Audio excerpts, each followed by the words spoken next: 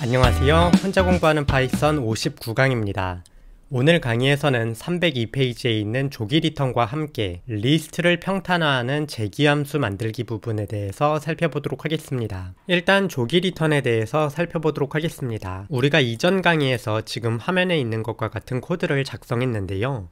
함수 내부의 코드를 보게 되면 if와 else 구문으로 분할을 해서 각 흐름의 마지막 부분에서 리턴하고 있는 모습을 볼 수 있습니다. 파이썬은 이 조건문이라든지 반복문을 사용하게 되면 들여쓰기가 하나씩 들어가기 때문에 이 들여쓰기를 줄이기 위해서 많은 노력을 하게 되는데요. 사실 현재 코드에서는 이 else 부분 자체를 지우고 들여쓰기를 앞으로 당겨도 이전과 같은 형태로 코드가 실행이 됩니다. 왜냐하면 if 조건문에 걸렸을 때는 return memo n을 하면서 여기에서 그냥 코드의 흐름이 종료되어 버리기 때문입니다. 따라서 이 조건문에 걸리게 되면 반드시 이 코드만 실행이 되고 이 조건문에 걸리지 않는다면 이 아래 코드만 실행하게 될 것입니다. 참고적으로 이걸 왜 조기 리턴 패턴이라고 부르느냐, 이거에 궁금하신 분도 있을 거라 생각을 하는데요. 이 프로그래밍 언어의 코드 작성 방법은 그 트렌드라는 것이 있습니다. 예를 들어서 아주 옛날에는 코드를 반드시 짧게 작성하는 것이 무조건 코드를 잘 작성하는 거다 라는 인식이 있었는데, 현대로 넘어와서는 코드가 아무리 길어지고 조금이라도 더 느려져도 코드를 읽는 사람이 더 편한 코드를 좋은 코드로 봅니다.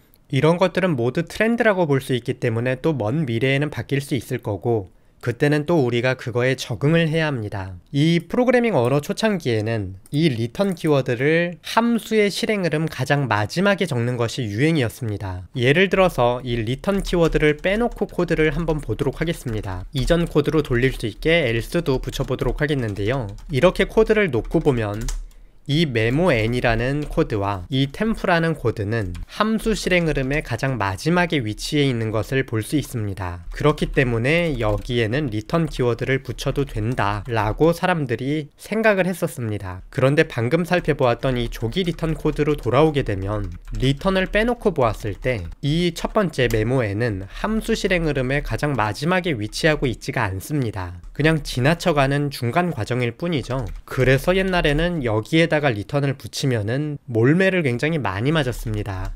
이 코드도 작성 못하는 놈이라고 많이 불렸겠죠. 그게 그 시절의 유행이었기 때문입니다. 그런데 이 함수 중간 아무 때나 그냥 빨리 리턴해버리는 것, 이게 새로운 유행의 흐름으로 나온 것입니다. 그래서 기존에 있던 것들보다 빨리 리턴을 하니까 조기 리턴이라는 이름이 붙은 것이고요. 영어로는 early return이라고 부릅니다. 그리고 이 유행의 흐름도 이름을 좀 붙여줘야 이 유행의 흐름을 선도하는 사람들이 다른 사람들을 불러들일 수 있겠죠. 그래서 이걸 뭐 이름까지 붙여야 되나 싶은데 이름까지 붙여버린 것입니다. 그럼 이제 책의 303페이지 누적 예제 리스트 평탄화하는 재규함수 만들기 부분에 대해서 살펴보겠습니다. 이 코드가 이전 판에서는 확인 문제로 들어가 있었는데요. 가장 많은 질문이 왔던 코드입니다. 조금 어렵게 느껴질 수도 있겠지만 우리가 4장에서 1차원 리스트를 평탄화하는 코드도 살펴보았기 때문에 어렵지 않게 풀 수 있을 거라고 생각을 합니다. 그러면 어떤 내용인지 한번 살펴보도록 하겠는데요. 여러 겹으로 중첩되어 있는 리스트가 있는데 이 녀석을 flatten이라는 이름의 함수에다가 넣고 호출하면 이 중첩을 모두 제거하고 그냥 내부의 요소를 1차원 리스트로 평탄화해주는 코드를 작성하면 됩니다. 이 코드가 바로 flatten이라는 함수 되겠고요.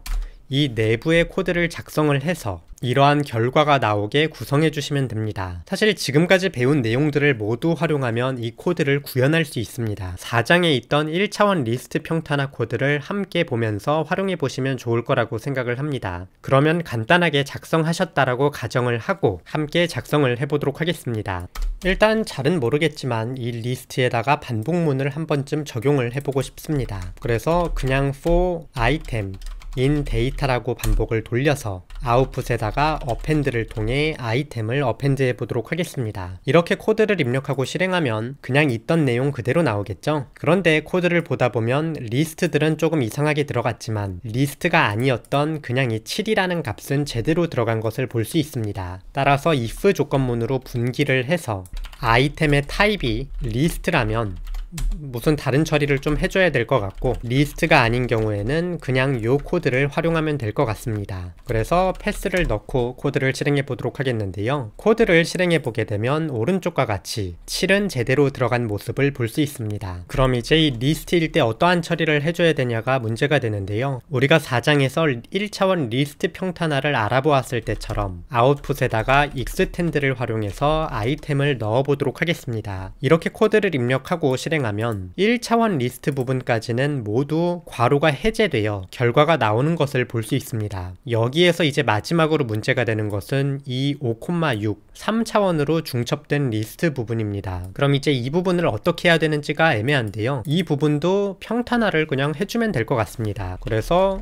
이 녀석을 플래튼해서 아이템에다가 넣게 되면 코드를 실행했을 때 오른쪽과 같이 3차원 리스트가 모두 평탄화되어 1차원 리스트로 바뀌는 모습을 볼 수 있습니다. 참고적으로 이 코드 같은 경우에는 리스트가 몇 겹으로 중첩이 되어도 중첩을 해제할 수 있습니다. 그래서 지금 화면과 같이 중간에 1, 2, 3, 4라는 리스트를 몇 겹인지도 잘 모르겠을 정도로 추가를 해도 코드를 실행하면 오른쪽과 같이 오류가 그냥 뜨는데요. 괄호 개수를 잘못 입력했나 보네요. 괄호를 하나 더 입력을 해서 이렇게 입력을 하고 코드를 실행하면 오른쪽과 같이 다차원 리스트가 1차원으로 평탄화되는 것을 볼 수 있습니다. 그래서 바로 이 output.extend flatten 아이템 하는 부분이 재귀함수로서 기능하게 만드는 부분 되겠고요. 재귀함수를 활용하면 이렇게 몇 겹인지도 모르겠는 녀석을 평탄화할 수가 있습니다. 이전에 살펴보았던 1차원 리스트 평탄화에서 딱 이 부분만 다른데요. 처음 보시면 와 저걸 어떻게 생각하냐 하실 수 있을 것 같은데 이런 코드를 몇 번 보다 보면 이런 느낌으로 쓰는구나 라는 것을 느끼실 수 있을 거라 생각을 합니다. 책을 보시게 되면 파이썬 튜터에다가 이 코드를 넣고 코드 실행 흐름을 하나하나 분석하는 내용이 나오는데요. 사실 현재 단계까지 오셨으면 이 코드 분석 정도는 쉽게 하실 수 있을 거라 생각을 합니다. 따라서 제가 파이썬 튜터에 넣고 설명하지는 않겠고 직접 한번 분석해 보시는 걸 추천드립니다. 그럼 오늘 강의는 여기까지 되겠는데요. 이번 절도 이제 남은 부분이 좀 더 알아보기와 확인 문제밖에 없습니다. 근데 확인 문제를 보시게 되면 딱 하나 있는데요. 딱 하나 있는 이유는 이게 겁나게 어렵기 때문입니다. 사실 이 책의 수준에서는 나오면 안 되는 문제인데 이제 이 다음 단계로 넘어가게 되면 이 정도 수준까지는 풀 수 있어야 된다를 알려드리기 위해서 그냥 넣은 문제입니다. 그래서 이 내용은 이번 장의 가장 마지막 부분에서 풀어보도록 하겠고요. 그때까지 시간이 좀 남아있기 때문에 조금 오랜 시간을 투자해서 한번 도전해 보시는 것도 추천드립니다. 그러면 오늘 강의는 여기까지 되겠고요. 다음 강의에서 뵙도록 하겠습니다. 감사합니다.